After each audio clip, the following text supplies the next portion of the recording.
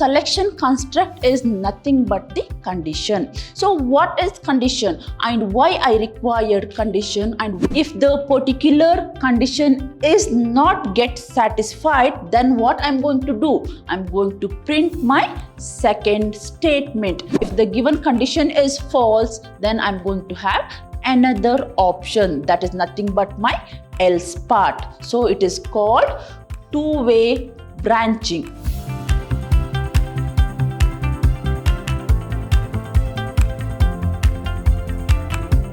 Hello to all, a warm welcome to today's session on 5th chapter, that is problem solving methodology. I'm Revati, faculty, Department of Computer Science, Vidyashram, Pre-University College, Temple of Excellence, Mysuru.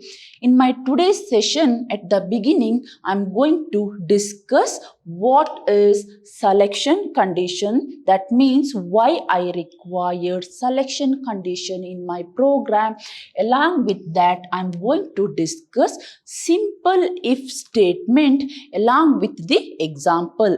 Once again, I'm going to explain if else statement along with the flowchart as well as example. Then I'm going to explain what is if else if statement along with the flowchart and example. And at the end, I'm going to explain what is nested if statement along with the syntax, flowchart and example. Before going to start my today's session, let me to recall the things what I had discussed in my previous session. In my previous session, I started with what is documentation and what is maintenance. Now tell me what is documentation. That means what are the works carried out for that particular program or problem. I'm going to maintain the document, that is nothing but the documentation. Now tell me why I require documentation. That means in future, if I want to make any modification in my program, that time I can able to refer my documentation. Then what is maintenance? So here maintenance is nothing but the modifying the program. That means based on the user requirement, frequently I'm going to modify my program. That is itself called maintenance. So in documentation, we are going to have two types of documentation, that is internal documentation and external documentation. Then we had discussion regarding programming construct. That means how I'm going to write the program and what are the rules and regulation I want to follow. Then we had discussion regarding sequential construct. In that we had discussion regarding what is input statement, how to write the input statement. While writing input statement, what are the things I want to remember. At the same time, we had discussion regarding how to write the assignment statement. At the same time, we had discussion regarding output statement. That means how to write the output statement and what are the procedures I want to follow. These are the things we discussed in my previous session. Moving forward, in my today's session, I'm going to start with selection construct. Now tell me what is selection construct and why I require selection construct in my program. So here selection construct is nothing but the condition. So what is condition and why I required condition and what are the different kinds of conditions I'm going to have here.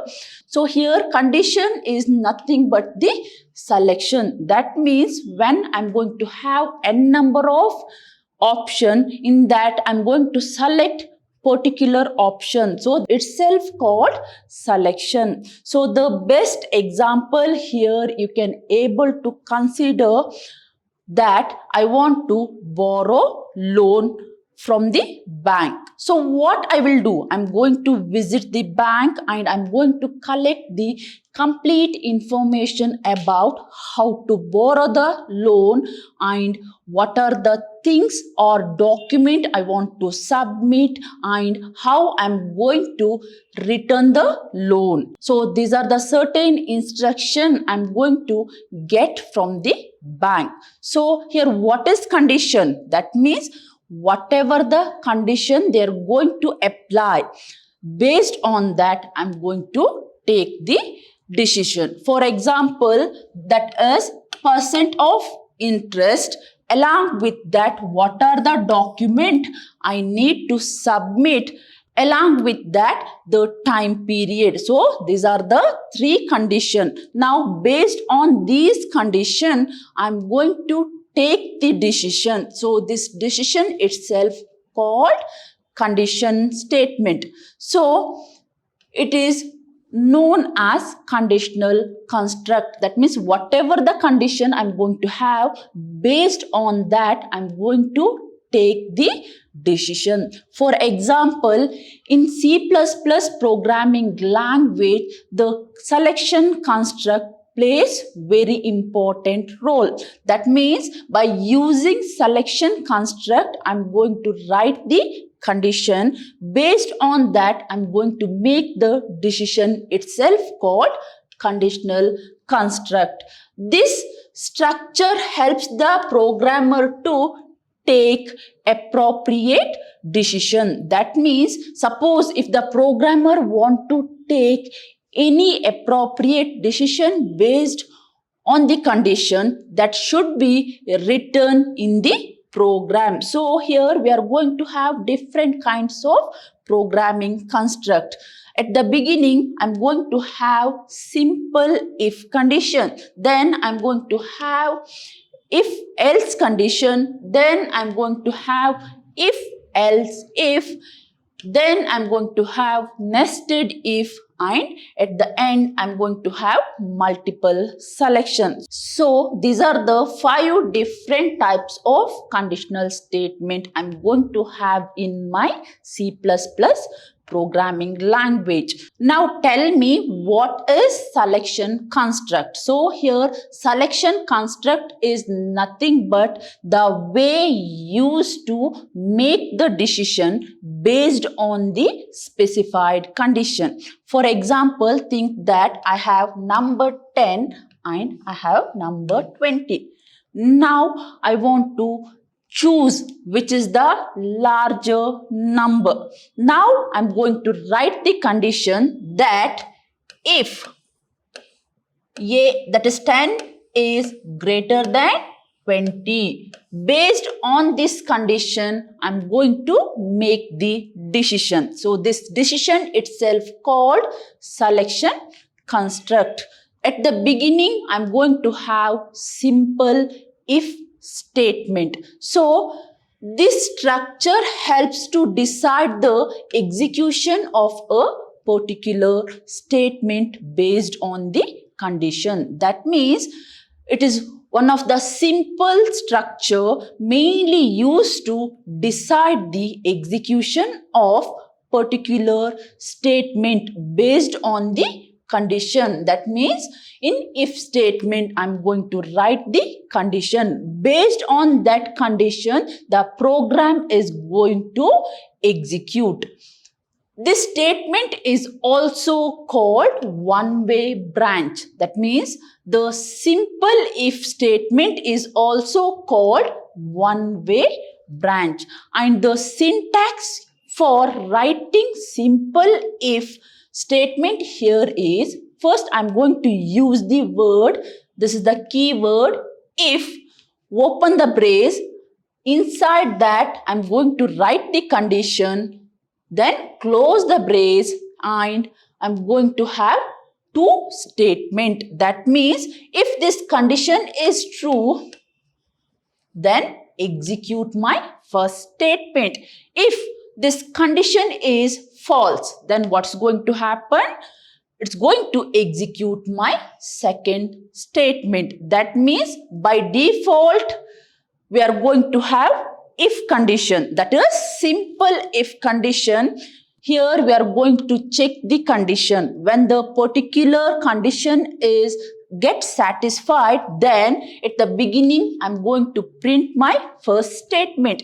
If the particular condition is not get satisfied, then what I'm going to do? I'm going to print my second statement. Consider the example here. Think that I like certain fruits. In that, I'm going to like apple and I'm not going to like an orange. So what is my like here? I like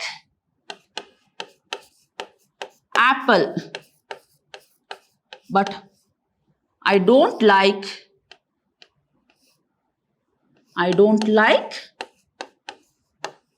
orange.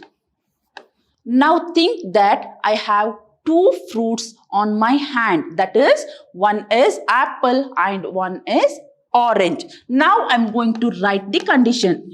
If fruit equal to apple, then I like apple. Else, what's the next statement? I don't like orange. So, if this is apple, I'm going to display the message that I like apple. Else, what's the next part? That means I don't like orange. For example, if my like equal to fruit, then what I want to display here? It is apple.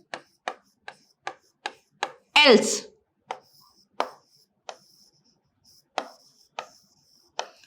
orange. So what is orange here? Here orange is nothing but my dislike. So this is the way the simple if statement is going to work. Moving further, we are going to have the flow chart for simple if statement. So at the beginning, what I'm going to have, that is condition. That means whatever the condition I'm going to have, that should be written inside the rhombus. If my condition is true, what I'm going to do? I'm going to execute my first statement. If my condition is false, what I'm going to do? I'm going to execute my second statement. Now, according to the example, I like apple, but I don't like orange. So, what's the condition here? I'm going to write is fruit. Is fruit. Then, suppose if I like apple, then it is true. That means I'm having apple. Then it indicates that it is true. Then I'm going to display the message that I like apple. Else, I don't like orange. Because I don't like orange. So that is my false statement. But I like apple. So that is my true statement. So at the beginning, I'm going to display my true statement. And if my statement is false, then I'm going to display my false statement. Now, consider the example here. I'm going to have two numbers, A equal to 10 and B equal to 20. Now I'm going to write the if condition here. If A greater than B. If A greater than B, what's going to happen? I want to display, that is print A. Else, what I want to do? I want to display B. Print B. So, According to this example, now I'm going to draw the flow chart. So what is my number? A equal to 10, B equal to 20. That is 10 greater than 20. If it is true, then I'm going to have print A statement. Else, I'm going to have another statement, print B. Now, according to the example here, what is the A value? A is 10. And what is B value? B is 20. That means, is 10 is greater than 20? It is false. So, what I'm going to do? I'm going to print B value. So, this is the way the simple if statement is going to work. Moving further, I'm going to have another programming construct, that is if else statement. That means this structure helps to decide whether a set of statements should be executed or another set of statement should be executed. That means this is another type of if statement that is mainly used to decide whether the particular set of instructions are executed or the another set of statements should be executed. So this kind of statement is called two-way branch. So here I can able to take two kinds of decision. For that reason, here it is called two-way branch. Now, moving on to the syntax, at the beginning, I'm going to have the condition. That means at the beginning, I'm going to use the keyword if, and inside if, I'm going to write the condition, and whatever the condition I'm going to mention, that should be written inside the brace.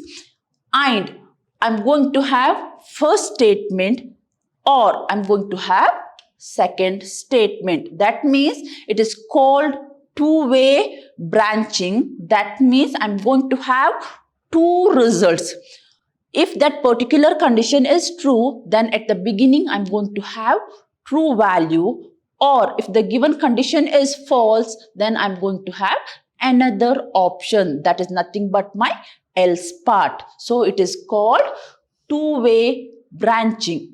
Moving further, let's see the flow chart of if else statement. So here this is the flow chart mainly used to represent if else statement. At the beginning, I'm going to have the condition. If this condition is true, execute my first statement. Else, execute my second statement, and later execute my rest of the statement. Consider the real-time example, that is I'm going to visit supermarket and I'm going to purchase some item. After purchasing, what I'm going to receive? Here I'm going to receive bill. So what is the bill? That is, I want to pay 5,000 rupee. Now, what the supermarket is going to do? They are going to provide some discount based on the amount. Now, I'm going to write the condition here. That means, if amount greater than or equal to 5,000, what I want to do? Give, that means I'm going to get 10% of discount. Else, I'm going to write the word else. It is keyword. I'm going to get the discount of 5%. That means if I purchase any item above 5,000 rupee, then what is the discount I'm going to have? That is 10%. If below the 5,000 rupee, then I'm going to get 5% of discount. So here, what is the condition? That is amount. So here, amount 5,000, that is greater than 5,000. If this is true, I'm going to get 10% discount. If the amount is greater than 5,000, that is false, then I'm going to have another statement. That means I'm going to get only 5% off discount. So this is the way the simple if else statement is going to work. That means this is the way the user or the person is going to take the decision. That means based on the condition, the user is going to take the decision. Moving further, I'm going to have another type, that is if else if statement. So this structure helps the programmer to decide the execution of a statement from multiple statement. That means here this kind of if else if statement is mainly used to take the decision. That means the decisions are made by executing this statement from multiple statement based on the condition. For this reason, it will be more than one condition to be test. That means here we are going to have more than one condition. That means here we are going to check more than one condition at a time. So this kind of statement is called multiple way branching. In if else if statement, the programmer is going to execute the statement from multiple statement based on the condition. Let's see the syntax for if else if statement. So here the general syntax, at the beginning I'm going to have if. So here what is if? That is the keyword. Then I'm going to write the test condition. Then I'm going to have my first statement. Then I'm going to use the else keyword. Then once again I'm going to check another condition. If my second condition is true, then what I'm going to do? I'm going to execute my next statement. And if my second condition is false, what I'm going to get? Once again, I'm going to have another if condition.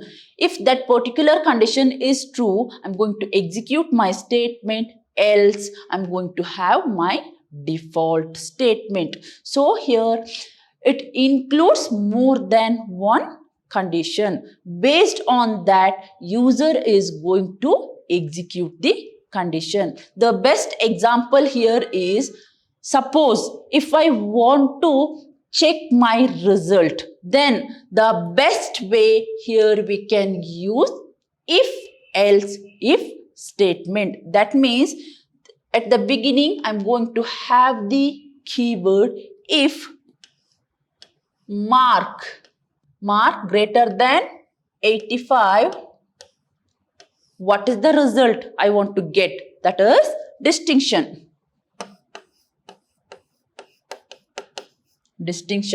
Else, what is the next statement I'm going to have? If mark greater than 70%, then it is first class. Else, if mark greater than 50%, then it is second class, and it is going to continue. So when I want to make a decision with more than one comparison, that time I can able to use the if else statement. That means it is going to execute from multiple decision. That means it is going to execute the line based on the multiple conditions. So how many conditions I'm going to have? That is 3 conditions. So this is my first condition, this is my second condition, and this is my third condition. But think that I have scored, if my mark is 70, then at the beginning, I'm going to check if my mark greater than 85. Is this condition is true? No, this condition is false. So the control comes to else part. Then once again, I'm going to check if mark greater than 70. So what is my mark? It is 70%. So if I use greater than or equal to 70%, then this condition is true and I'm going to get the result that is first class.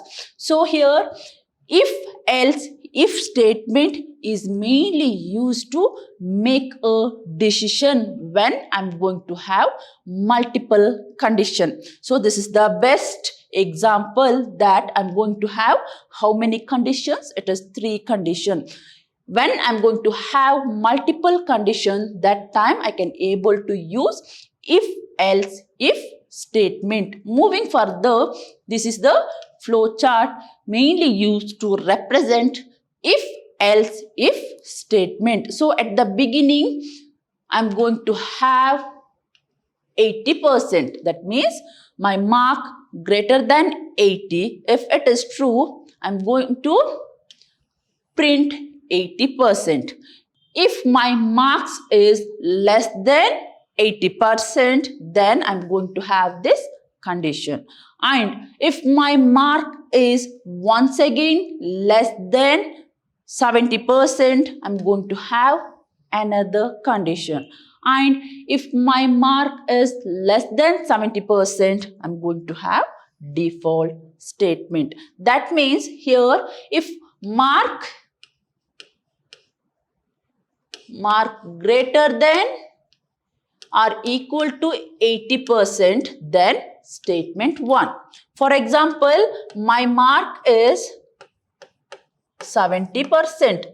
So, if this condition is true, no, this condition is false. What is my marks here? I scored only 70%. Now mark, what is the mark I scored here? That is 70%.